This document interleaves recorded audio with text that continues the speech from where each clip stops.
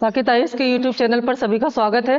हमारे RO special 2023 के exam के लिए हम लोग जो प्रैक्टिस सेट चला रहे हैं उसमें आज भारतीय इतिहास के सेट 9 पर हम लोग डिस्कस करेंगे। और इसके जो प्रश्न हैं वो ज़्यादातर प्रश्न हमारे 600 ईसा पूर्व के जो बाद की जो घटनाएं हैं, ख़ास तौर से जब सिकंदर ने भारत पर आक्रमण किया, मौर्य साम्राज्य की स्थापना हुई, उसके बाद के घटनाक्रम, यानी कि हम इसको बोल सकते हैं कि भारत पर जो बाह्य आक्रमण थे और उस दौरान जो आरंभिक जो मौर्य साम्राज्य के जो शासक थे उनके संदर्भ में यहाँ से प्रश्न लिए गए हैं। तो हर एक चैप्टर अपने आप में महत्वपूर्ण होता है, लेकिन उस महत्वपूर्ण चैप्टर से जो क्वेश्चन निकल के आते हैं उन पर अगर हम काम कर लें तो हम समझ पाते हैं कि जो पूरा चैप्टर हमने जो पढ़ा है उनमें से कौन से क्वेश्चन है जिनको हमें आगे कंटिन्यू तैयार करते रहना है। तो इसलिए ये जो एक तरह से चैप्टर वाइज, टॉपिक वाइज आपकी प्रैक्टिस चल रही है, ये आपके लिए बहुत ही फायदेमंद है, खासतौर से जो बच्चे कॉम्पिटिशन में हैं, जो कंटिन्यूअस आपके आरओ के साथ साथ जो अदर स्टेट लेवल के जो सिविल सर्विसेज के एग्जाम है इनको जो फेस करने वाले बच्चे हैं उनके लिए ये बहुत ही इंपॉर्टेंट क्वेश्चंस हैं। पहला क्वेश्चन हमारी स्क्रीन पर है, निम्नलिखित में से मगध का कौन सा राजा सिकंदर के समकालीन था। ठीक है, यहाँ पर आप थोड़ा सा जान लीजिए कि भारत पर जो बाह्य आक्रमण हुए थे उन बाह्य आक्रमणों में जो पहला बाह्य आक्रमण था, थोड़ा सा यहाँ बता दें, प्राचीन भारत में, या हम ये कहें कि भारत पर पहली बार जो प्राचीन भारत में जो विदेशी आक्रमण हुए थे, ठीक है, जो विदेशी आक्रमण हुए थे उनमें पहला विदेशी आक्रमण भारत पर जो किया था वो ईरान द्वारा किया गया था। ठीक है, ईरान, या ईरान को ही और क्या बोलते हैं, ईरान को ही बोलते हैं पर्शिया या फारस। तो ईरान से भारत पर ये जो आक्रमण किया गया था, ये जो एक तरह से हम कह सकते हैं कि भारत पर होने वाला पहला विदेशी आक्रमण था और ये दारा प्रथम या डेरियस द्वारा किया गया था। ठीक है, दारा प्रथम ने भारत पर पहला विदेशी आक्रमण किया था और जिस रास्ते से इसने भारत पर आक्रमण किया, बाद में उसी रास्ते को आधार बना करके यूनान ने भी भारत पर आक्रमण किया और यूनानी शासक जो यूनान में मकदूनिया का शासक था, मकदूनिया का शासक था, कौन था मकदूनिया का शासक? सिकंदर। मकदूनिया के शासक सिकंदर ने भी इधर ही से भारत पर आक्रमण किया। सिकंदर यूनानी था और यूनान को क्या बोलते हैं इंग्लिश में? ग्रीक। ठीक है, तो इसको ग्रीक भी बोलते हैं। तो यूनान में स्थान है मकदूनिया, यहाँ का शासक था सिकंदर और सिकंदर ने भारत पर जब आक्रमण किया तो यह बहुत महत्वपूर्ण और जबरदस्त आक्रमण था। इससे बहुत कुछ बदला भारतीय इतिहास में। ये जो सिकंदर था इसके बारे में थोड़ा सा जान लीजिए। सिकंदर फिलिप द्वितीय का पुत्र था, इसके पिता का नाम था फिलिप द्वितीय। ठीक है, क्या नाम था इसके पिता का नाम? फिलिप द्वितीय। थोड़ी सी जानकारी यहाँ मिल जाती है तो आपके लिए चीजें आसान हो जाती हैं। फिलिप द्वितीय का जो पुत्र था सिकंदर, इसकी अपने पिता से बहुत ज्यादा नहीं बनती थी, क्योंकि एक तरह से सिकंदर के पिता ने सिकंदर की माँ का परित्याग कर रखा था। तो सिकंदर अपनी माँ के साथ रहता था और इसके पिता अलग रहते थे। तो इसके पिता की जब मृत्यु हुई तो उसके बाद सिकंदर यहाँ का शासक बना और जो फिलिप द्वितीय था इसने विश्व विजेता बनने का सपना देखा था। विश्व को जीतने का सपना इसके पिता ने देखा था। तो जब पिता की मृत्यु के बाद सिकंदर गद्दी पर बैठा तो सिकंदर ने अपने आप को विजेता घोषित करने के लिए, शक्तिशाली घोषित करने के लिए, क्योंकि ये ऐसा मानता था कि इसके पिता इसको अयोग्य और कमजोर मानते हैं, तो जनता में, समाज में, प्रजा में अपनी स्थिति को मजबूत करने के लिए सिकंदर ने अपने पिता के अधूरे कार्य को करने की योजना बनाई और विश्व विजेता बनने के लिए निकल पड़ा। और इसी विश्व विजेता बनने की चाहत में सिकंदर ने एक के बाद एक अपने युद्ध अभियान किए और इसी समय ईरान में हकामनी साम्राज्य पर इसने अटैक किया। और उस समय ईरान का जो हकामनी साम्राज्य था बहुत ही शक्तिशाली माना जाता था। ऐसा माना जाता था इनकी सेना बहुत बड़ी है। तो सिकंदर ये जानता था कि वो जब अपने से ज्यादा ताकतवर साम्राज्य को समाप्त करेगा, उसको यूनान में मिलाएगा, तभी उसकी शक्ति बढ़ेगी। और सिकंदर ने फिर ईरान पर अटैक करके हकामनी साम्राज्य को समाप्त कर दिया और एक तरह से इसको अपने कब्जे में मिला लिया। तो सिकंदर ने सबसे पहले ईरान को अपने कब्जे में मिलाया। तो इससे क्या हुआ, इससे भारत और ये जो सिकंदर था, इसके साम्राज्य की सीमाएं आपस में जुड़ गई। इधर सिकंदर और इधर भारत की सीमाएं आपस में जुड़ गई। तो ये जो पश्चिमोत्तर प्रांत था जहां पर सिकंदर ने अटैक किया था, इस पश्चिमोत्तर प्रांत में जब सिकंदर और भारत की जो पश्चिमोत्तर प्रांत है ये आपस में जुड़ गए तो विश्व विजेता बन। जाहिर सी बात है, जब सिकंदर ने अपने से कई गुना मजबूत और बड़ी सेना ईरान की सेना को हरा दिया, तो सिकंदर के जो सपने थे, जो इसकी इच्छाएं थी, वो बुलंदियों पर थी। तो सिकंदर अपने इस सपने को और आगे बढ़ाना चाहता था और वहां से भारत की सीमाएं नजदीक होने के कारण और इस क्षेत्र में पश्चिमोत्तर प्रांत में भारत में जो राजनीतिक अस्थिरता थी, कैसे आपस में राजा लड़ रहे थे, आम्बी और पोरस की लड़ाई आपने सुनी होगी, तो इसका लाभ उठा करके सिकंदर ने भारत को जीतने की योजना भी बनाई। इसके अलावा इसी पश्चिमोत्तर प्रांत का जो राजा था आम्बी, वह अपने प्रतिद्वंदी पोरस से बदला लेने के लिए सिकंदर को उसने भारत पर आक्रमण करने के लिए आमंत्रित किया। तो भारत से आमंत्रण मिला और सिकंदर की महत्वाकांक्षाएं थी और ईरान जीत के कारण उसकी सीमाएं भारत की सीमाएं से लगने लगी थी।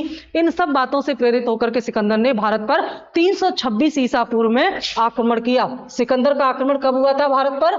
326 ईसा पूर्व। तो 326 ईसा पूर्व में जब सिकंदर ने भारत पर आक्रमण किया तो उस समय मौर्य में, यानी कि मगध में उस समय किसका शासन था? उस समय मगध में जो कुल मिलाकर के नंद शासक था, जो घनानंद, उसका शासन था। तो नंद शासक घनानंद के शासन काल में ही सिकंदर ने सिंध पर आक्रमण किया था या पश्चिमोत्तर प्रांत पर आक्रमण किया था। और मैंने आपको पिछले वीडियो में बताया था कि इसी प्रकार के आक्रमण से सुरक्षा प्राप्त करने के लिए जब पश्चिमोत्तर प्रांत पर स्थित तक्षशिला का आचार्य, जो ये शिक्षा का केंद्र था, उसका आचार्य कौटिल्य जब मौर्य शासक जब नंद शासक घनानंद के दरबार में सहायता के लिए गया तो किस प्रकार से घनानंद ने कौटिल्य को दरबार से अपमानित करके भगा दिया और इसी का बदला लेने के लिए कौटिल्य ने चंद्रगुप्त मौर्य की सहायता से एक विशाल मौर्य साम्राज्य की स्थापना कर डाली।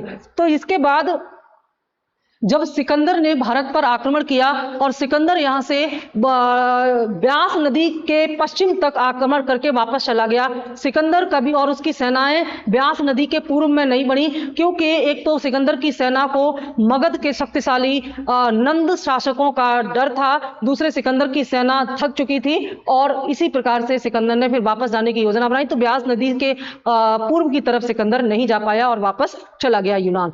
सिकंदर जब यहां से गया तो अपना एक प्रतिनिधि छोड़ गया जिसका नाम था सेल्यूकस। ठीक है, अपने प्रतिनिधि सेल्यूकस को जब यहां छोड़ गया तो वह सेल्यूकस इसकी देखभाल करता था और इसी सेल्यूकस को बाद में चंद्रगुप्त मौर्य ने पराजित किया और सेल्यूकस ने चंद्रगुप्त मौर्य के साथ अपनी पुत्री हेलेना का विवाह किया और बदले में बहुत सारे जो जेवर थे, बहुत सारे धन था, संपत्ति था, हाथिया था, इनका भी आदान प्रदान हुआ। और साथ ही साथ सेल्यूकस ने चंद्रगुप्त मौर्य को जो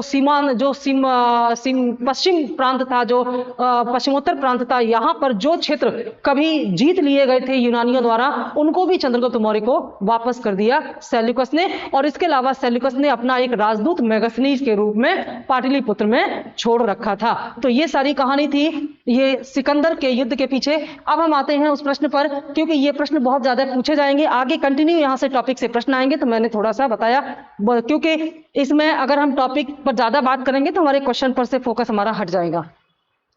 निम्नलिखित में से मगध का कौन सा राजा सिकंदर के समकालीन था? यानी कि जब सिकंदर ने भारत पर आक्रमण किया था, जब सिकंदर ने जो भारत के विश्व विजेता बनने के सपने उठा करके भारत पर आक्रमण किया, उस समय मगध में कौन शासन कर रहा था? ए महापद्मनंद, बी घनानंद, सी सुकल्प और डी चंद्रगुप्त मौर्य। तो इसका उत्तर है बी घनानंद। ठीक है, घनानंद कौन से वंश से था? नंद वंश से था। तो नंद वंश का जो शासक था घनानंद, ये यहाँ पर शासन कर रहा था जब सिकंदर ने भारत पर आक्रमण किया था तब। और ये आक्रमण कब किया था सिकंदर ने? 26 BC। ठीक है, इसको याद रखेंगे। अगला प्रश्न, निम्न में से कौन सिकंदर के साथ भारत में नहीं आया था? जब सिकंदर भारत में आक्रमण करने के लिए आया तो इसमें उसके साथ कुछ और जो विद्वान या विचारक थे वो उसके साथ आए थे। तो इनमें से कोई एक है जो कि सिकंदर के साथ नहीं आया था, बाद में आया था, उसका नाम आपको बताना है। ए नियार्कस, बी आने सिक्रिट्स, सी डायमेकस और डी अरिस्टोबुलस। इसका सही उत्तर है सी डायमेकस, क्योंकि डायमेकस बाद में आया था और डायमेकस जो है ये बिंदुसार के दरबार में आया था। बिंदुसार के दरबार में आया था। बिंदुसार कौन था? बिंदुसार मौर्य शासक था। बिंदुसार मौर्य वंश का शासक था और बिंदुसार चंद्रगुप्त मौर्य के स्थान पर आया था।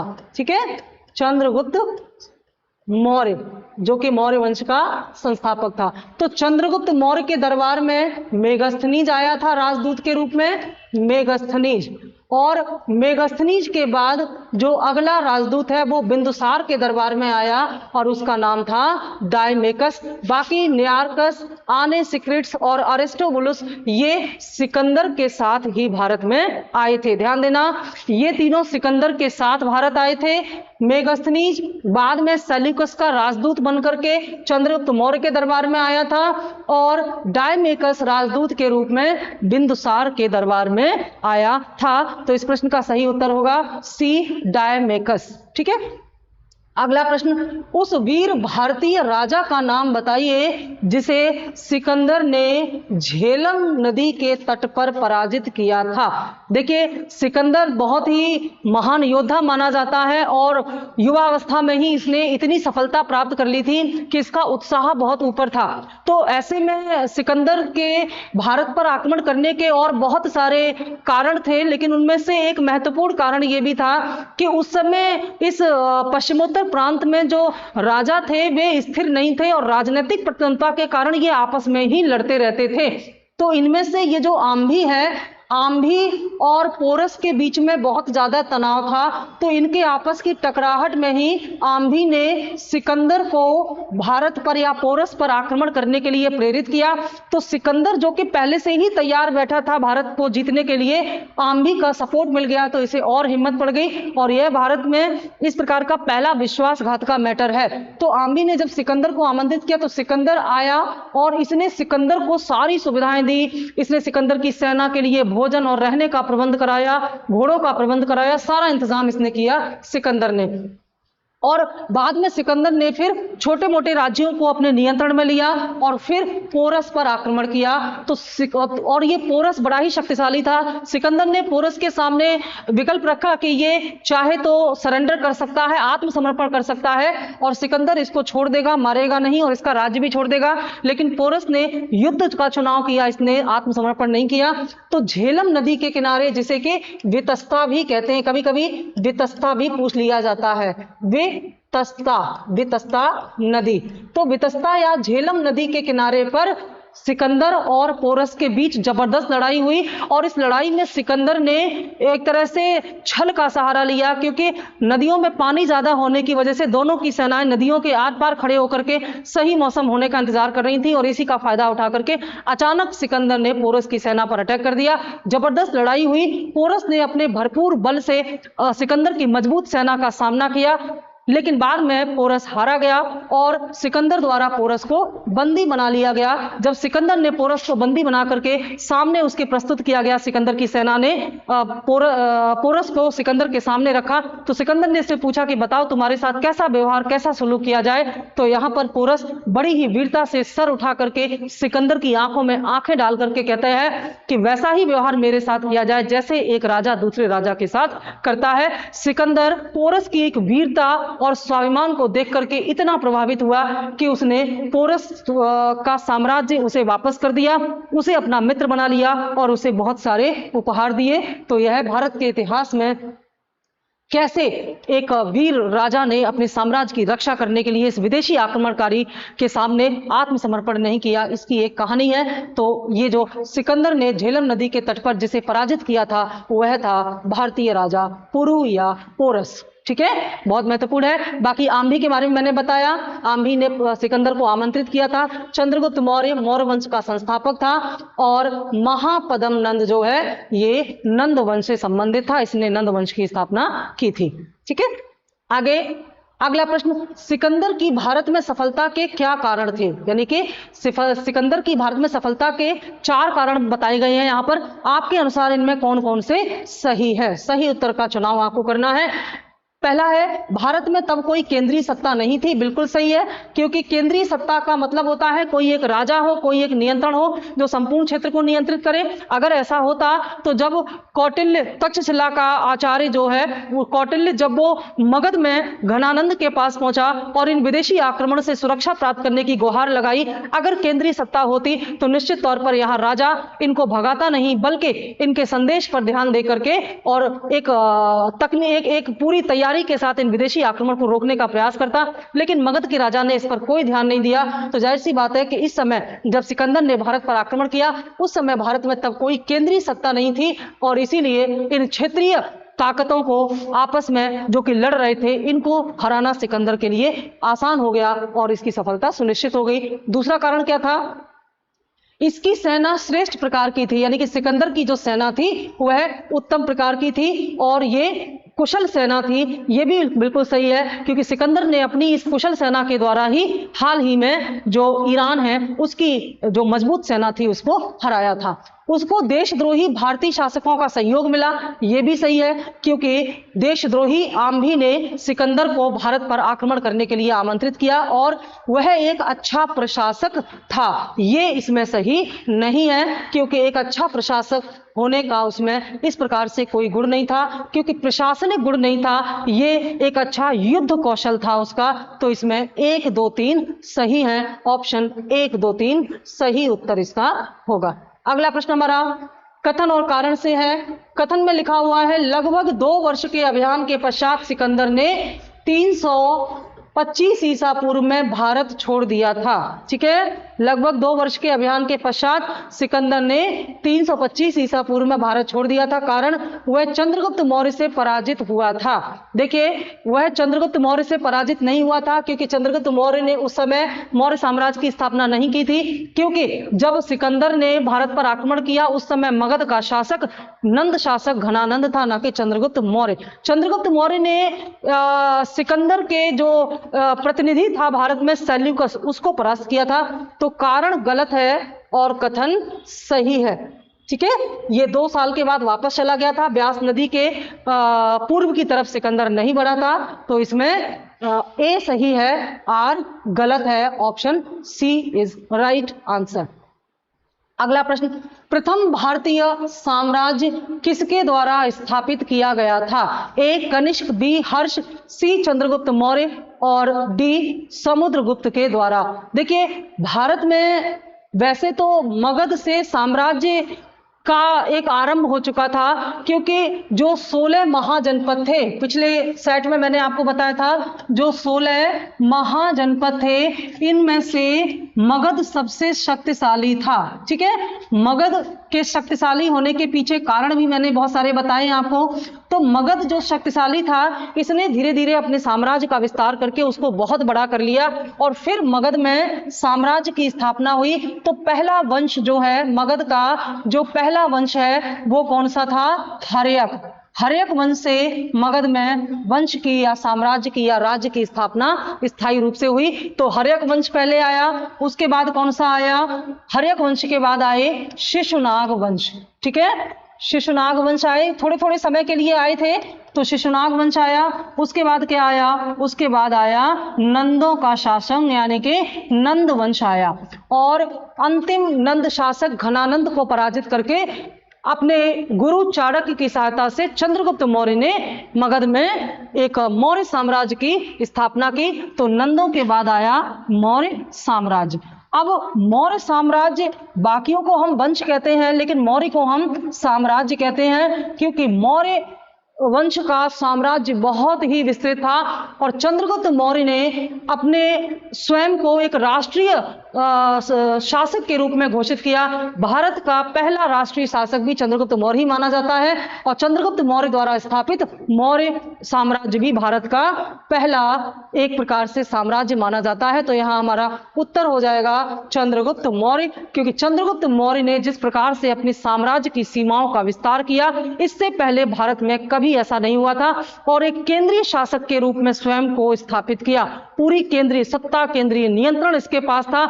आगे हम जब पढ़ेंगे मौर्य साम्राज्य के बारे में तो हम देखेंगे कि मौर्य साम्राज्य का जो केंद्रीयकरण था, जिसमें संपूर्ण शक्ति राजा के पास होती है, ये जबरदस्त प्रकार का था और इस प्रकार का केंद्रीय नियंत्रण बाद में उत्तर भारत में दोबारा नहीं देखने को मिलता है। तो इस प्रकार से ये इसका सही उत्तर होगा। कनिष्क जो है, कनिष्क कुषाण वंश का शासक था और हर्ष जो है ये वर्धन वंश का शासक था। ठीक है, हर्ष वर्धन। कनिष्क कब आए? मौर्यों के बाद, मौर्योत्तर काल में कनिष्क आए और हर्ष कब आए? गुप्तोत्तर काल में, जब गुप्तों की समाप्ति हुई उसके बाद हर्ष की स्थापना हुई और हर्ष ने अपना साम्राज्य स्थापित किया। कन्नौज से इन्होंने सत्ता को संभाला था और समुद्रगुप्त जो है ये गुप्त साम्राज्य का एक महत्वपूर्ण शासक है। तो कुल मिलाकर के भारत के प्राचीन या पहले भारतीय साम्राज्य की स्थापना किसने की? चंद्रगुप्त मौर्य ने की थी। बहुत महत्वपूर्ण है ये। अगला प्रश्न, यूनानी लेखक जस्टिन किसे सैंड्रोकोटस कहते हैं? पूछा गया है कि जो यूनानी लेखक है जस्टिन, इसने किसे सैंड्रोकोटस के नाम से बुलाया है या किसे सैंड्रोकोटस कहा है? चंद्रगुप्त मौर्य, चंद्रगुप्त प्रथम, चंद्रगुप्त द्वितीय, समुद्रगुप्त। इसका सही उत्तर होगा ए, चंद्रगुप्त मौर्य। ठीक है, चंद्रगुप्त मौर्य जो है ये यूनान के साथ इसके संबंध थे। यूनानी जो राजदूत है सेल्यूकस, इसको इसने परास्त किया था। तो यूनानी लेखों में और यूनानी लेखकों ने चंद्रगुप्त मौर्य का खूब वर्णन किया है अपने लेखों में और यहीं पर चंद्रगुप्त मौर्य को एक जिस नाम से बुलाया है वो है सैंड्रोकोटस। बहुत महत्वपूर्ण है ये कई बार पूछा जाता है ये प्रश्न। ठीक है, सैंड्रोकोटस से चंद्रगुप्त मौर्य की पहचान किसने की, यानी कि इस बात की खोज किसने की कि यूनानी लेखक या यूनानी लेखक जस्टिन ने चंद्रगुप्त मौर्य को सैंड्रोकोटस कहा है। इस बात की पहचान सबसे पहले इनमें से किसने की? A, William Jones, B, V Smith, C, R K Mukherjee और डी आर भंडारकर। सही उत्तर होगा ए, विलियम जोन्स ने। सबसे पहले विलियम जोन्स ने यह कहा कि यूनानी जो है या यूनानी लेखक जो जस्टिन है उसने जिसे सैंड्रोकोटस कहा है, सैंड्रोकोटस का मतलब चंद्रगुप्त मौर्य है। इस बारे में पता लगाने वाले जो पहले व्यक्ति थे जो कि एक अंग्रेज था, विलियम जोन्स था।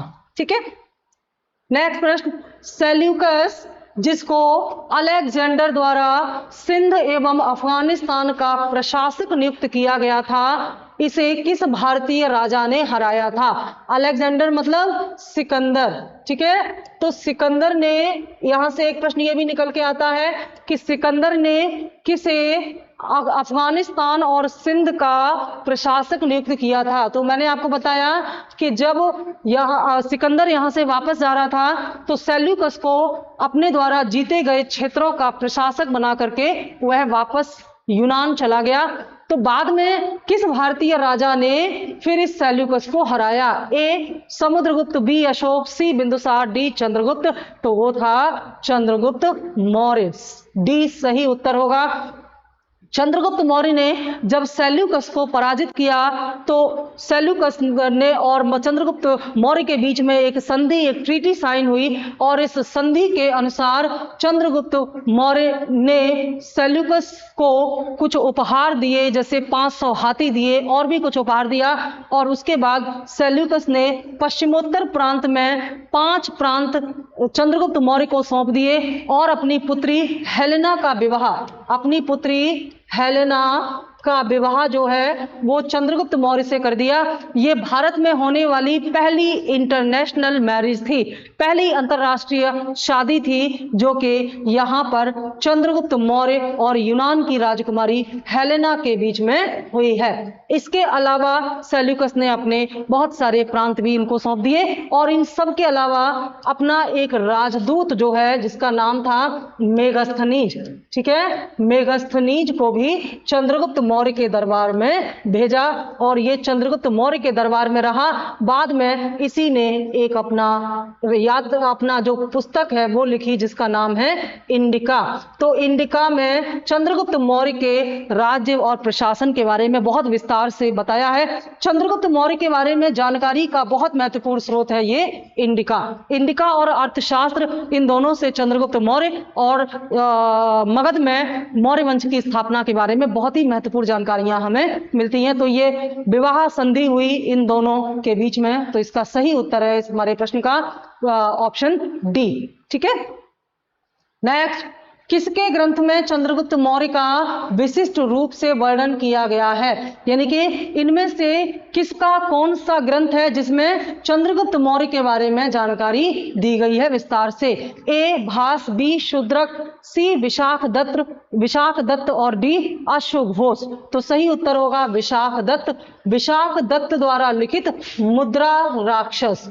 ग्रंथ का नाम क्या है पूछा जाता है, मुद्रा राक्षस में चंद्रगुप्त मौर्य के बारे में जानकारी दी गई है। और इस मुद्रा राक्षस में चंद्रगुप्त मौर्य के लिए वृषल शब्द इस्तेमाल किया गया है। बहुत ज्यादा पूछा जाता है ये प्रश्न, वृषल शब्द इस्तेमाल किया गया है और वृषल का मतलब यहां पर बताया गया है निम्न कुल में उत्पन्न, निम्न कुल में उत्पन्न, ठीक है। अगर ये प्रश्न पूछा जाता है कि इनमें से कौन सा ग्रंथ चंद्रगुप्त मौर्य को शूद्र कुल में उत्पन्न मानता है, तो उसका उत्तर होगा मुद्रा राक्षस। और ये मुद्रा राक्षस को लिखने वाले जो लेखक हैं वो हैं विशाख दत्त, ठीक है। अगला प्रश्न, पाटलिपुत्र में स्थित चंद्रगुप्त का महल मुख्यतया किससे बना था। मगध राजाओं की जो राजधानी थी वो पाटलिपुत्र थी और पाटलिपुत्र को राजधानी बनाने वाला जो पहला राजा था वो था हर्यक वंश का उदयभद्र या उदयन, यानी कि अजात शत्रु के समय तक मगध की राजधानी राजगृह बनी रही, लेकिन बाद में उदयन ने इसको पाटलिपुत्र में शिफ्ट कर दिया। तो जब चंद्रगुप्त मौर्य ने मौर्य वंश की स्थापना की तो इन्होंने पाटलिपुत्र में एक विशाल महल का निर्माण करवाया था। तो पूछा गया है कि यह महल किस चीज से बना हुआ था। ए ईंटों से, बी पत्थर से, सी लकड़ी से और डी मिट्टी से।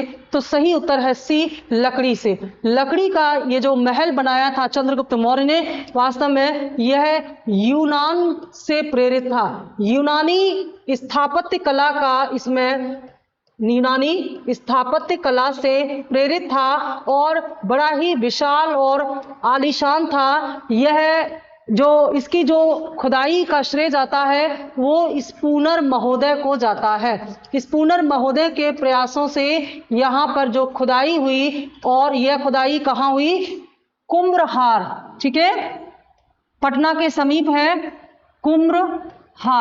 कुम्भहार नामक स्थान जो कि एक गांव है। यहाँ की खुदाई से विशाल आकृति का जो एक राजमहल या राजप्रासाद मिला। इसे एक जो स्पूनर महोदय के प्रयासों से ढूंढा गया और इसे चंद्रगुप्त मौर्य के महल की संज्ञा दी गई और यह लकड़ी से बना हुआ है। इसके स्थापत्य को देख करके यह लगता है कि यह यूनान से काफी मिलता जुलता है। तो जाहिर सी बात है चंद्रगुप्त मौर्य का यूनान के साथ जान पहचान थी, संपर्क था, तो उसका प्रभाव निश्चित तौर पर पड़ा होगा। कुछ इतिहासकार ये मानते हैं कि यूनान के वास्तुकारों ने ही इस महल का निर्माण किया होगा। अगला प्रश्न, मालवा, गुजरात एवं महाराष्ट्र को किस शासक ने पहली बार जीता था। ठीक है, मालवा को और गुजरात को तथा महाराष्ट्र को, ये कहाँ पड़ता है, ये मध्य भारत में पड़ता है, ये और ये पश्चिम भारत में पड़ते हैं। तो कौन सा शासक था जिसने पहली बार इन क्षेत्रों पर अपनी जीत की थी। ए हर्ष, बी चंद्रगुप्त, सी विक्रमादित्य और डी चंद्रगुप्त मौर्य। देखिए ये जो विक्रमादित्य हैं ये भी चंद्रगुप्त हैं, लेकिन ये गुप्त राजा हैं, गुप्त वंश के हैं। ये गुप्त वंश के राजा चंद्रगुप्त विक्रमादित्य हैं और ये मौर्य वंश के राजा चंद्रगुप्त मौर्य हैं। स्कंदगुप्त भी गुप्त वंश के हैं और ये वर्धन वंश के हैं। तो अलग अलग समय पर ये आए। वर्धन यानी कि हर्षवर्धन इनको बोला जाता है। ठीक है, प्रश्न पूछा है कि इन क्षेत्रों को किसने पहली बार अपने में मिलाया, तो इसका उत्तर है चंद्रगुप्त मौर्य। चंद्रगुप्त मौर्य ने पहली बार मालवा, गुजरात और महाराष्ट्र को अपने साम्राज्य में मिलाया और ये बात पता चलती है इनके रुद्रदामन के जूनागढ़ अभिलेख से। रुद्रदामन का जूनागढ़ अभिलेख कौन था? रुद्रदामन। ये जूनागढ़ अभिलेख बहुत महत्वपूर्ण है। जूनागढ़ कहां पर है? जूनागढ़ जो है गुजरात में है। ठीक है, और ये अभिलेख रुद्रदामन ने लिखवाया था। रुद्रदामन कौन था? रुद्रदामन शक क्षत्रप था। शक क्षत्रप। शक कौन थे? शक भारत में आक्रमण करने वाले विदेशी थे और इन शक क्षत्रप रुद्रदामन ने जब इस जूनागढ़ अभिलेख में जो बहुत सारी बातें लिखी हैं उनमें से एक ये भी लिखा है कि यहाँ पर एक मौर्य शासक ने एक नहर खुदवाई थी और इसी में ये पता चलता है कि चंद्रगुप्त मौर्य के उप राज्यपाल या राज्यपाल जिसका नाम था पुष्यगुप्त। ठीक है, क्या नाम था? पुष्यगुप्त। पुष्यगुप्त वैश्य इसको बोलते थे। इस पुष्यगुप्त ने चंद्रगुप्त मौर्य के कहने पर सिंचाई के लिए, क्योंकि यहाँ पर सिंचाई की, पानी की बहुत समस्या थी, तो सिंचाई के लिए एक नहर खुदवाई। और भारत में सिंचाई के लिए नहर खुदवाने का ये बड़े ही महत्वपूर्ण उदाहरण एक मिलता है। तो रुद्रदामन के जूनागढ़ अभिलेख में नहर खुदाने का जो साक्ष्य है, वो जो उदाहरण है, वो चंद्रगुप्त मौर्य के राज्यपाल पुष्यगुप्त द्वारा किया गया था। निश्चित तौर पर ऐसा तभी हो सकता है जब यह क्षेत्र यानी कि यह गुजरात का क्षेत्र जो है वह इस चंद्रगुप्त मौर्य के नियंत्रण में रहा होगा। तो कुल मिलाकर के चंद्रगुप्त मौर्य इसका सही उत्तर है। इन क्षेत्रों को पहली बार चंद्रगुप्त मौर्य ने ही अपने साम्राज्य में मिलाया और चंद्रगुप्त मौर्य का साम्राज्य बहुत बड़ा था। हम इसको एक बार मैप में देख लेते हैं कि चंद्रगुप्त मौर्य का साम्राज्य कहां से कहां तक था। इस मैप से बहुत सारी चीजें हम क्लियर कर लेते हैं। यह है हमारा चंद्रगुप्त मौर्य का साम्राज्य और चंद्रगुप्त मौर्य के इस साम्राज्य में ये जो आप देख रहे हैं, हेरात, काबुल, कंधार, बलूचिस्तान और ये मकरान, ये 5 क्षेत्र जो हैं, यही वो 5 क्षेत्र हैं जिन्हें सेल्यूकस ने चंद्रगुप्त मौर्य को तब सौंपा जब चंद्रगुप्त मौर्य ने सेल्यूकस को युद्ध में हराया और दोनों के बीच में संधि समझौता हुआ और इसी समझौते के बाद सेल्यूकस ने इन 5 क्षेत्रों को, जिस पर के सेल्यूकस का नियंत्रण था, देखिए ये थी वो सीमा भारत की और ये जो उस समय भारत का विस्तार काफी दूर तक हो रखा था। तो ये सारी चीजें जो हैं, ये सारे क्षेत्र जो हैं, ये सेल्यूकस ने संध के अनुरूप किसको दे दिए? चंद्रगुप्त मौर्य को। चंद्रगुप्त मौर्य का जो शासन था वो कहां पर केंद्रित था? मगध में। मौर्य शासन का केंद्र कहां था? मगध में। तो मगध से इतनी दूर ये सारे क्षेत्र अब किसके नियंत्रण में आ गए? चंद्रगुप्त मौर्य के नियंत्रण में आ गए। और पूर्वी सीमा इसकी कहां तक जाती थी? बंगाल तक। उत्तरी सीमा कहां तक जाती थी? उत्तरी सीमा जाती थी हिंदकुश तक। तो उत्तर में हिंदकुश से लेकर के पूर्व में बंगाल तक या बंग तक और पश्चिम में सीमांत प्रांत, बिल्कुल जहां आपका हेरात, काबुल और कंधार है, मकरान है, यहां तक चंद्रगुप्त मौर्य का साम्राज्य हुआ करता था। दक्षिण में थोड़ा सा, ये जो अभी हम बात कर रहे थे मालवा की और ये जो महाराष्ट्र और सौराष्ट्र की, ये सारा क्षेत्र भी चंद्रगुप्त मौर्य के दरबार में शामिल था, चंद्रगुप्त मौर्य के साम्राज्य में शामिल था। ये हमको कुछ इतिहासकार इसमें संदेह करते हैं, लेकिन ये जो रुद्रदामन का जो जूनागढ़ अभिलेख है इससे पता चलता है। ये दक्षिण भारत में जो मैसूर है, ये चंद्रगुप्त मौर्य के साम्राज्य का हिस्सा था। ये हमें पता चलता है जब चंद्रगुप्त मौर्य जब मगध में एक तरह से 12 वर्ष का अकाल पड़ा था, तो चंद्रगुप्त मौर्य जो एक जैन अनुयायी थे जिनका नाम था भद्रबाहु, तो भद्रबाहु के साथ चंद्रगुप्त मौर्य जो है वे दक्षिण भारत चले गए थे, ऐसा पता चलता है। और दक्षिण भारत में मैसूर में जगह है श्रवणबेलगोला। ये कहाँ पड़ता था? कर्नाटक में। श्रवणबेलगोला, श्रवणबेलगोला में ही चंद्रगुप्त मौर्य ने क्या किया था? संलेखना के द्वारा अपने प्राण त्याग दिए थे। यह जैन धर्म में एक ऐसी नियम है जिसमें उपवास के द्वारा प्राण त्याग दिए जाते हैं। तो चंद्रगुप्त मौर्य एक जैन अनुयायी था और उसने संलेखना ली थी, तो यहीं पर चंद्रगुप्त मौर्य की मृत्यु हुई थी, श्रवणबेलगोला।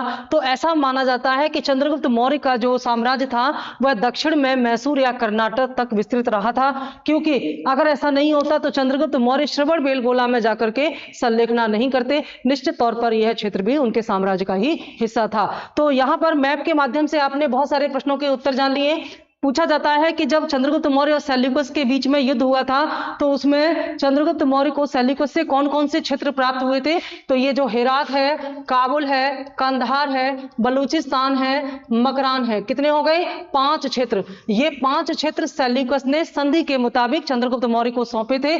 तो ये पहली बार ऐसा हुआ था कि ये जो भारत के पश्चिमोत्तर प्रांत के पश्चिम के क्षेत्र भी भारत के क्षेत्र में आ गए थे, और इस प्रकार से चंद्रगुप्त मौर्य भारत के सबसे विशाल साम्राज्य का राजा बना और इसका नियंत्रण मगध से किया जाता था। ठीक है, ये बहुत महत्वपूर्ण है। अभी प्रश्न आएंगे सौराष्ट्र, यह भी चंद्रगुप्त मौर्य के अधिकार क्षेत्र में आता है, और इस क्षेत्र में जो है पश्चिमी क्षेत्र में यहां शकों का शासन था, लेकिन चंद्रगुप्त मौर्य ने शकों को परास्त करके यहां पर भी अपना नियंत्रण किया। ये रुद्रदामन के जो अभिलेख है, जूनागढ़ अभिलेख है, उससे पता चलता है।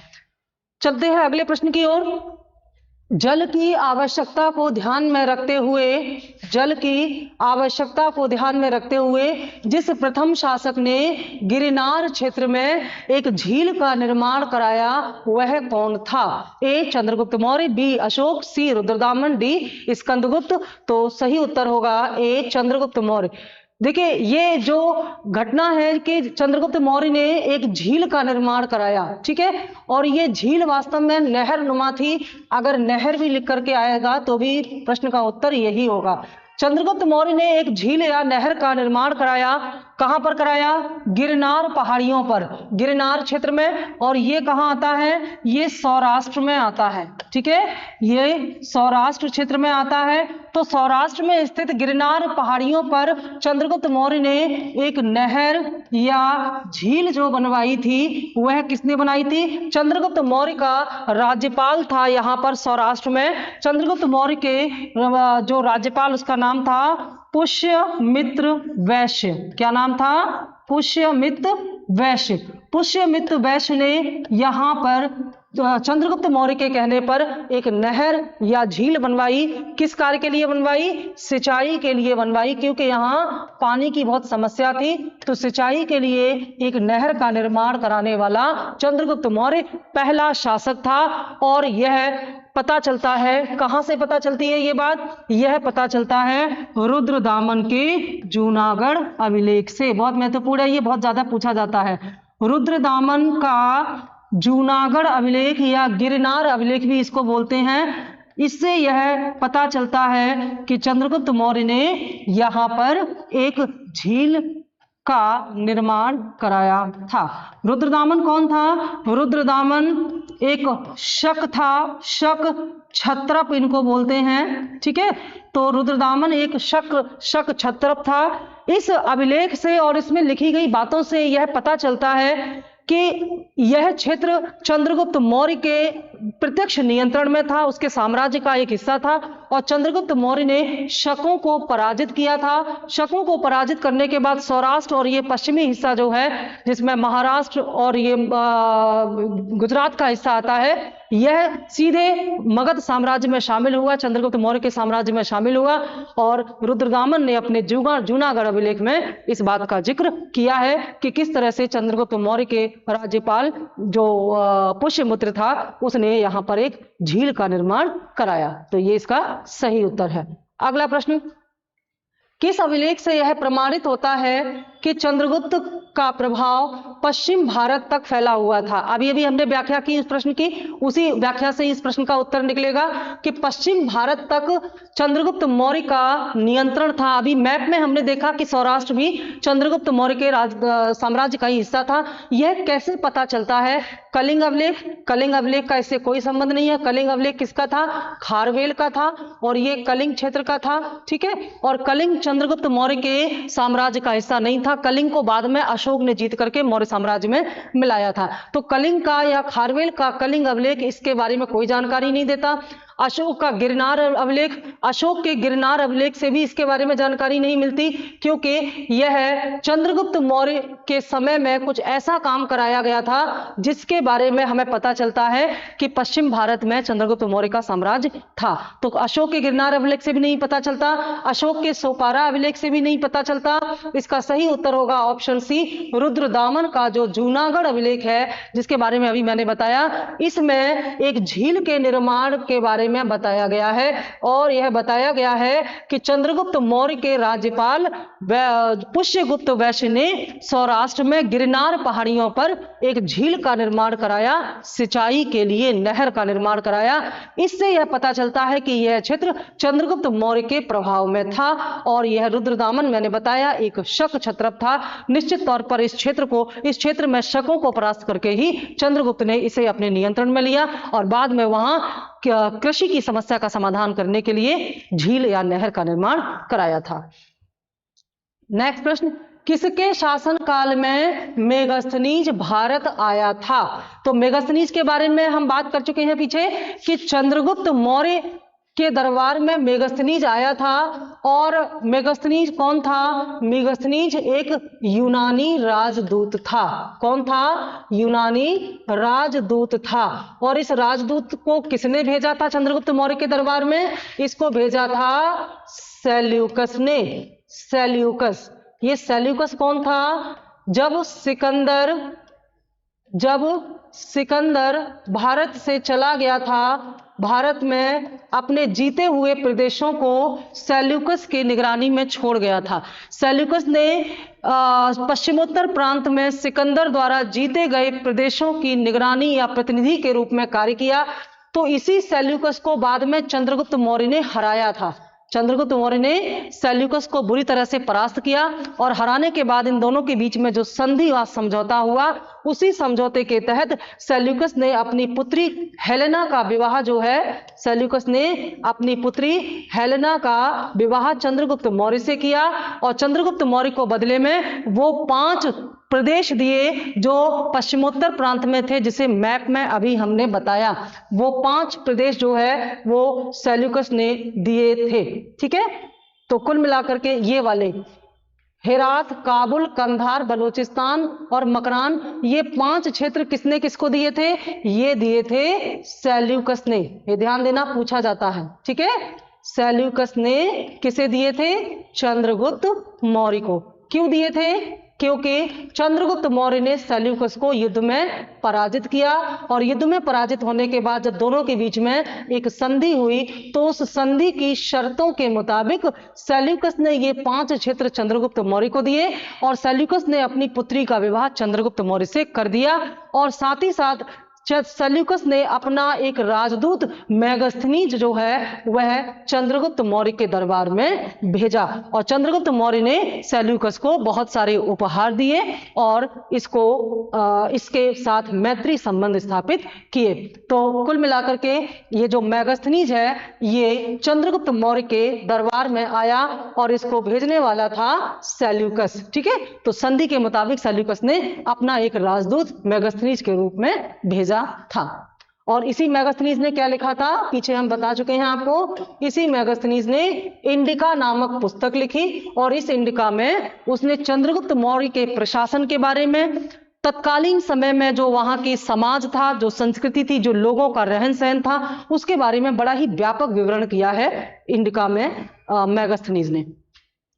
अगला प्रश्न यहीं से है। देखिए, जब हम एक प्रश्न की व्याख्या करते हैं तो अगला प्रश्न का उत्तर अपने आप तैयार हो जाता है। इसका मतलब है कि व्याख्या बहुत महत्वपूर्ण है, इनको बहुत ध्यान से सुने और हो सके तो इनसे अपना नोट्स बना लें। इससे आपको पूरे सिलेबस को बहुत संक्षिप्त आप इसकी समीक्षा कर पाएंगे, रिवीजन हो जाएगा जल्दी जल्दी आपका।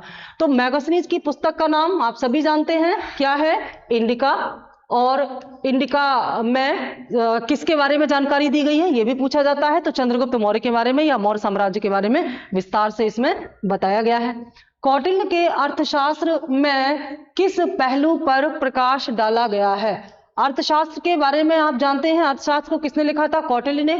कौटिल्य के और क्या क्या नाम है? कौटिल्य को अन्य नामों से जाना जाता है, जैसे चाणक्य, चाणक्य इसी का नाम है, और विष्णुगुप्त भी इसी का नाम है। दो अन्य नाम है इसके, जान लें, बहुत जरूरी है।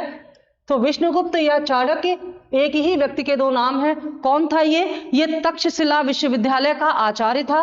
तक्षशिला कहाँ था? जो महाजनपद था हमारा गांधार, जो कि पश्चिमोत्तर प्रांत में स्थित था, उस गांधार महाजनपद की राजधानी थी तक्षशिला। और उसी तक्षशिला में एक यूनिवर्सिटी या विश्वविद्यालय था, विश्वविख्यात था उस समय, उसी का आचार्य था ये कौटिल्य। बड़ा ही विद्वान था, राजनीति का बहुत बड़ा ज्ञाता था। तो यह जब कौटिल्य है, इसने जब चंद्रगुप्त मौर्य के समर्थन से चंद्रगुप्त मौर्य को ट्रेंड किया, ट्रेनिंग दी, और उसके बाद नंदों को पराजित करके एक मौर्य साम्राज्य की स्थापना की। तो उसके बाद चंद्रगुप्त मौर्य ने इसे प्रधानमंत्री बनाया अपने मौर्य साम्राज्य का। ये मौर्य साम्राज्य का पहला प्रधानमंत्री था, पीएम बना वहां का। और उसके बाद इसने मौर्य साम्राज्य के संचालन पर और मौर्य साम्राज्य की व्यवस्था पर, प्रशासन पर एक किताब लिखी जिसका नाम था अर्थशास्त्र। तो अर्थशास्त्र का संबंध किससे था? प्रशासन। और प्रशासन क्या होता है? वास्तव में प्रशासन का संबंध राजनीति से होता है। तो इसमें यह बताता है कि कैसे राजनीतिक नीतियां क्या होनी चाहिए, एक राजा को कैसे काम करना चाहिए, राज्य क्या होता है और राज्य का संचालन कैसे होता है। तो अर्थशास्त्र में कौटिल्य ने राज्य के संचालन के लिए जिन 7 बातों को बताया है उन्हें राज्य के साप्तांग सिद्धांत कहते हैं। बहुत महत्वपूर्ण है, राज्य के साप्तांग सिद्धांत। साप्तांग सिद्धांत का मतलब होता है कि ये जो 7 अंग हैं, इनके बिना राज्य का संचालन नहीं हो सकता। चलिए देखते हैं कौन से हैं ये 7 अंग। तो इसमें ये बताता है कि एक राजा होना चाहिए, क्योंकि राजा के बिना तो कुछ हो ही नहीं सकता, और राजा शक्तिशाली होना चाहिए, प्रतिभावान होना चाहिए। राजा के बहुत सारे गुण बताता है कौटिल्य कि राजा कैसा हो, कैसे अपनी जनता को नियंत्रण में रखे, एक अच्छा कुशल प्रशासक हो। तो राजा हो, और क्या हो? अमात्य हो, अमात्य होने चाहिए। अमात्य कौन होते हैं? अमात्य मंत्रीगण होते हैं, जैसे आज कैबिनेट मंत्री होते हैं ना, उच्च स्तर के मंत्री जो प्रधानमंत्री के नजदीक होते हैं और कैबिनेट में के सदस्य होते हैं, ये और प्रधानमंत्री मिलकर के जो है पूरा निर्णय लेते हैं, उस पर विचार करते हैं किसी भी मुद्दे पर। तो अमात्य राजा के सबसे करीबी मंत्री होते हैं और ये राजा को निर्णय लेने में, फैसला लेने में सहायता करते हैं। इनकी बहुत बड़ी जिम्मेदारी होती है। और अमात्यों को भी बहुत ज्यादा योग्य होना चाहिए। कहीं कहीं अमात्यों की तुलना जो है हम यहाँ पर सचिव से करते हैं। वर्तमान जो सचिव होते हैं, जैसे शिक्षा सचिव है, स्वास्थ्य सचिव है, तो ये मंत्रीगणों को महत्वपूर्ण जानकारी देते हैं क्योंकि ये पढ़े लिखे होते हैं, योग्य होते हैं। जैसे सीनियर आईएएस ऑफिसर आज के समय में सचिव बनता है, वैसे ही मोस्ट सीनियर मिनिस्टर्स को अमात्य बनाया जाता था। ठीक है। इसके अलावा जनपद होना चाहिए। जनपद क्या होता है? जनपद का मतलब होता है वह भौगोलिक क्षेत्र जो पूरी तरह संप्रभ हो, यानी कि राज्य की सीमाएं स्पष्ट होनी चाहिए और उसका नियंत्रण राजा के पास होना चाहिए। तो एक ऐसा क्षेत्र जिस पर जो राजा का पूरा नियंत्रण हो, जनपद होना चाहिए। और क्या होना चाहिए? कोष होना चाहिए। कोष का मतलब क्या होता है? फंड, यानी कि बिना पैसे के तो कुछ नहीं हो सकता, पैसा भी बहुत जरूरी है। और फंड के बारे में कौटिल्य ने बड़ा विस्तार से बताया है। कौटिल्य कहता है कि राज्य रूपी जहाज तभी तक सही सलामत रह सकता है जब तक कि फंड रूपी धुरी अपनी जगह पर हो।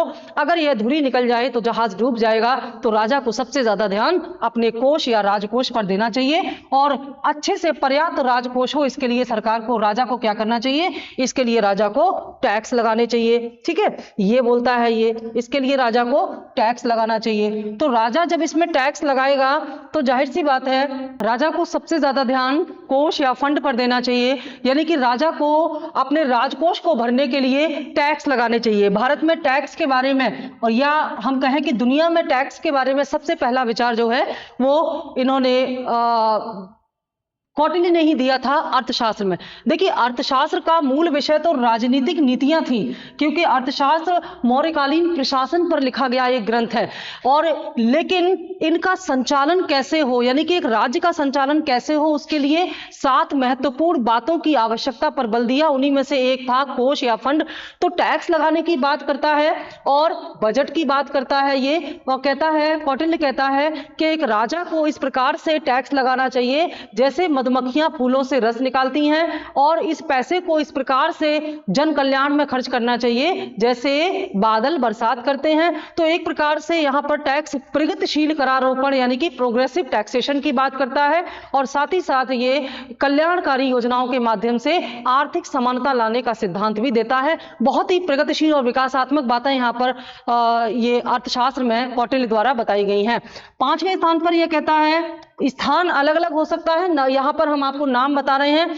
आगे कहता है कि राज्य के संचालन के लिए और क्या चाहिए, राज्य के संचालन के लिए चाहिए, अगली चीज जो चाहिए राज्य के संचालन के लिए वो चाहिए दुर्ग। ठीक है, तो दुर्ग होना चाहिए। और दुर्ग का मतलब क्या होता है, जो वर्तमान किला होता है ना, किले कहां पर है, वर्तमान सीमा पर, यानी कि जब जहां पर राज्य की सीमा हो वहां पर बाह्य आक्रमण से बचने के लिए दुर्गों का निर्माण करना चाहिए, किलों का निर्माण करना चाहिए, ताकि बाह्य आक्रमण की स्थिति में सीमा को सुरक्षित रखा जा सके। हमारे जो चेक पोस्ट बनते हैं इस समय बॉर्डर पर, वो चेक पोस्ट कहीं ना कहीं दुर्ग से ही प्रेरित हैं, जो सीमाओं पर हमारी सुरक्षा करते हैं। ठीक है, इसके अलावा और क्या कहता है ये, अगला ये बताता है कि इसमें दंड होना चाहिए, दंड की व्यवस्था भी होनी चाहिए, यानी कि जब अगर कोई अपराध करता है, अगर कोई ऐसा काम करता है जिससे कि जो राज्य विरोधी हो, तो राजा को दंड का भी प्रावधान करना चाहिए। स्पष्ट जो दंड संहिता होती है, जैसे हमारी जो आईपीसी है वो क्या है, वो दंड विधान को बताता है, कौन से दंड, कौन से अपराध के लिए कौन सा दंड दिया जाएगा। इस प्रकार की व्यवस्था करने की बात सबसे पहले किसने की है, यह बात सबसे पहले अर्थशास्त्र में कौटिल्य द्वारा की गई है। तो दंड संहिता के बारे में कौटिल्य कहता है कि सभी अपराधों के लिए दंड व्यवस्था की क्लैरिटी होनी चाहिए। और 7वां जो है साप्तांग सिद्धांत में वो है मित्र। मित्र में कौटिल्य कहता है कि किसी राज्य के आसपास जो पड़ोसी राज्य है उनके साथ मैत्रीपूर्ण संबंध होने चाहिए, जिससे कि राज्य को सीमा पर सुरक्षा मिलती रहे और ज्यादा से ज्यादा सहयोग पड़ोसी राज्यों से मिलता रहे। तो इन 7 अंगों के साथ राज्य का संचालन हो सकता है या राज्य अच्छे से कार्य कर सकता है। यह बात राज्य के साप्तांग सिद्धांत के रूप में कौटिल्य ने अर्थशास्त्र में दी। इसीलिए ऐसा माना जाता है कि कौटिल्य सबसे पुराना और सबसे पहला प्रशासक था, सबसे पुराना एक तरह से ब्यूरोक्रेट था, और इसने इतने बेहतर तरीके से एक मैनेजमेंट अनुशासन में जो दिया है, निश्चित तौर पर इसके माध्यम से चंद्रगुप्त मौर्य को अपने राज्य संचालन में बहुत सारी सहायता मिली होगी। चलिए अगले प्रश्न की ओर चलते हैं। अगला प्रश्न है हमारा, निम्न में से किसकी तुलना मैकियावेली के प्रिंस से की जाती है। ठीक है, तो जैसे आपका जो कौटिल्य था, ये एक राजनीतिक नीति के रूप में जो इसने अर्थशास्त्र में बताया है कि एक राज्य का संचालन कैसा होना चाहिए, वैसा ही मैकियावेली ने प्रिंस नामक अपने ग्रंथ में, रचना में बताया है। तो हम जाहिर सी बात है कि मैकियावेली के प्रिंस की तुलना जो है कौटिल्य के अर्थशास्त्र से कर सकते हैं, क्योंकि अर्थशास्त्र भी राजनीति पर लिखा हुआ एक महत्वपूर्ण ग्रंथ है, या प्रशासन पर लिखा हुआ ग्रंथ है, और प्रिंस भी राजनीति पर लिखा हुआ ग्रंथ है जिसकी रचना मैकियावेली ने की थी। अगला प्रश्न, कथन चंद्रगुप्त के शासन के अंतिम काल के आसपास गंगा घाटी में दुर्भिक्ष, दुर्भिक्ष मतलब अकाल, गंगा घाटी में अकाल पड़ने के बाद जैन साधुओं का भद्रबाहु के नेतृत्व में दक्कन की ओर बड़ी संख्या में पलायन हुआ था। यह बात बिल्कुल सही है, क्योंकि मैंने आपको बताया चंद्रगुप्त मौर्य के दरबार में चंद्रगुप्त मौर्य के समय में मगध में 12 साल का एक अकाल पड़ा, और उस अकाल से दुखी होकर के बहुत सारे जो जैन अनुयायी थे, जो वो भद्रबाहु के साथ, भद्रबाहु एक जैन एक साधु था, तो इनके साथ जो दक्षिण में चले गए, जिनमें चंद्रगुप्त भी थे, चंद्रगुप्त भी इनके साथ चले गए थे। और ये कहां गए थे, मैंने बताया ये मैसूर में गए थे, कर्नाटक के मैसूर में श्रवणबेलगोला पर। और कारण है चंद्रगुप्त मौर्य एक साधु के रूप में जैन संघ में शामिल हुआ था। यह भी सही है, क्योंकि चंद्रगुप्त मौर्य एक जैन था और इसने यही दक्षिण भारत में ही श्रवण बेलगोला में एक समाधि मृत्यु ग्रहण की, यानी कि संलेखना का द्वारा अपने प्राण त्याग दिए।